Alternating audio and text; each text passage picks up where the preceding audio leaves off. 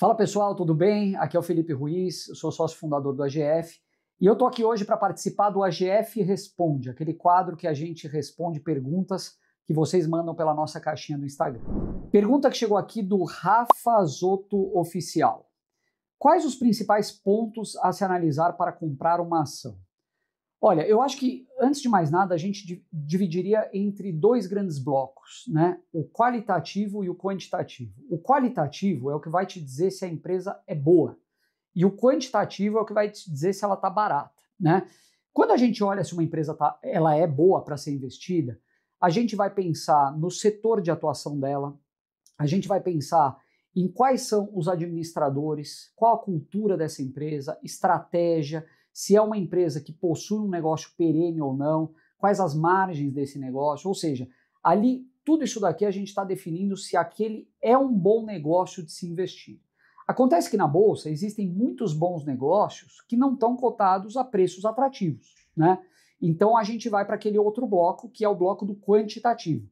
É ali que você vai analisar qual que é a relação preço-patrimônio dessa ação, qual que é a relação entre o preço e o lucro que essa companhia gera, qual que é o nível de geração de caixa dessa companhia atualmente, que vai dizer para você se ela tem condição ou não de pagar um bom dividendo no curto e médio prazo, qual que é o nível de payout dessa empresa e tantas outras coisas para dizer para a gente se aquela ação está num bom momento de ser comprada. Então lembre sempre disso. Ação boa, você vai por temas mais qualitativos. Ação barata, por quantitativo. Bom, pergunta que veio da Daisy Silva. Se o Buffett nunca vendia suas ações e elas não pagam dividendos, como ele usufruía desses recursos, né? Daisy, eu acho que na verdade assim é muito poético a gente dizer que o Buffett nunca vendia suas ações. Isso não é verdade.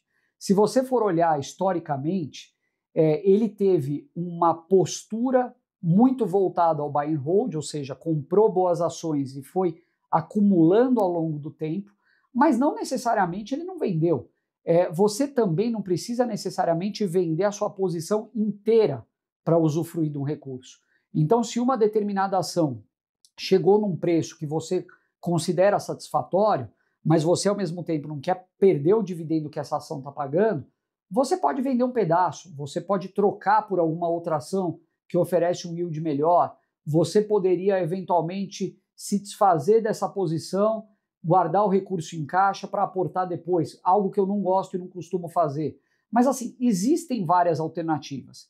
E apesar das empresas do Buffett não serem boas pagadoras de dividendos historicamente, ou seja, não era o foco dele olhar para dividendo, isso não significa que essas empresas não pagavam dividendos. Alguma coisa dessas empresas certamente era recebida em forma de dividendos, e aí ele poderia usufruir. Mas então, eu diria para você primeiro que você tem essa possibilidade de vendas parciais e ao mesmo tempo algum dividendo para sustentar uma estratégia como essa. Próxima pergunta do Machado Ian. Itaúsa, ela pode fazer o papel de banco na carteira? Machado, ela certamente pode, porque hoje, se você for ver a representatividade dos outros negócios no resultado da Itaúsa, ainda é muito baixo. O Itaú representa 90%, 95%. Então, ela pode sim fazer esse papel de banco. Ao mesmo tempo, você tem outros negócios ali, você tem uma Motiva, que é a antiga CCR, você tem uma Alpargatas, a Dexco, que é a antiga Duratex, você tem a NTS, empresa de gás, a Egea, enfim. São participações que tendem, no médio e longo prazo, a tomar uma proporção maior. Então, se você hoje está olhando para a fotografia atual da Itaúsa, sim, ela ainda tem uma representatividade muito grande do Banco Itaú lá dentro. Para futuro, pode ser que isso não seja verdade. Outro tema que eu acho muito importante você olhar é qual o nível de desconto atual que a Itaúsa te oferece, né? Então, quando a gente fala de holdings, geralmente a gente acaba olhando quanto valem os ativos que estão debaixo dessa holding e por quanto que essa holding está sendo negociada. Hoje a Itaúsa ela deve negociar ali com um desconto de aproximadamente 25%, mais ou menos, que está um pouco acima das bases históricas, mas ainda não é o pico histórico. Se eu não me engano, ele teve perto de 30% ali em 2017, 2018. Mas enfim, eu acho que são temas para você olhar, a considerar, mas sim, a Itaúsa é uma boa oportunidade, você pode pensar nela como um Banco Itaú também. Bom, pergunta que veio do Gonçalo, CBP. Bolsa nas alturas e BBSE não anda. Algum risco fora do radar? Eu acho que dificilmente algum risco fora do radar, Gonçalo. Eu acho que existem alguns temas pesando sobre a ação do BB Seguridade, toda aquela questão da inadimplência no agro que acabou impactando o Banco do Brasil, ela tem um impacto também na BB Seguridade. Existem temas políticos, né? Ano que vem é ano eleitoral, isso é algo que pode afetar negativamente as ações no curto e médio prazo. As seguradoras, elas têm uma influência muito grande do ciclo de juros, então se a gente imagina um início de um ciclo de queda, isso pode de alguma forma pesar sobre o papel, mas a grande verdade é que você não deveria se preocupar com isso. A bolsa andando e um papel específico, uma empresa específica não andando, isso muitas vezes é um bom sinal, porque você tem ela, às vezes, negociando a preços ainda mais atrativos em relação ao mercado, né? Então, se você está comprando, você fez aquela avaliação micro daquela empresa, esquecendo o macro, você fez a sua avaliação, você julga que ela é uma boa empresa, que ela está negociando um nível de preço interessante, que ela tem um payout bom, um yield atrativo, você tem que comprar, independente se ela está andando ou não andando, e independentemente também de como a bolsa está se comportando nesse momento. Então, o foco deve ser sempre em comprar boas empresas a bons preços e reinvestindo os dividendos que essas empresas vão gerando.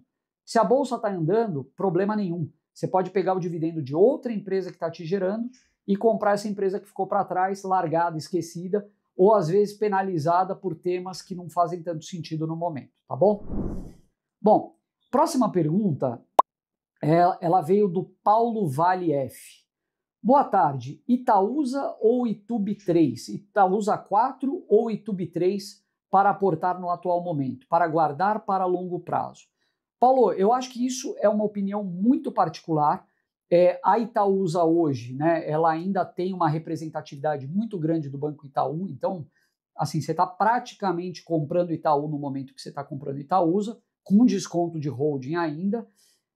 Ao mesmo tempo, o Itaú ele parece ainda negociar em múltiplos atrativos, né? Se você olhar a evolução do lucro do Itaú nos últimos anos, a perspectiva para os próximos, possíveis distribuições, né, ordinárias ou extraordinárias que ele possa vir a fazer, me parece que ele também ainda está num preço relativamente interessante. Não acho que está de graça, não acho que está largado como esteve em alguns momentos, inclusive ele não faz nem parte da nossa carteira aqui no AGF, mas ao mesmo tempo eu não acho que é uma compra ruim, né? Seja Itaúsa ou Itaú, e aqui eu acho que vai muito de preferência pessoal, principalmente com o tema de quanto você quer ter disposição nesses outros ativos no médio prazo, longo prazo, eu ainda acho que são investimentos relativamente interessantes para o contexto atual e dados os valuations de bolsa que a gente vê hoje, tá?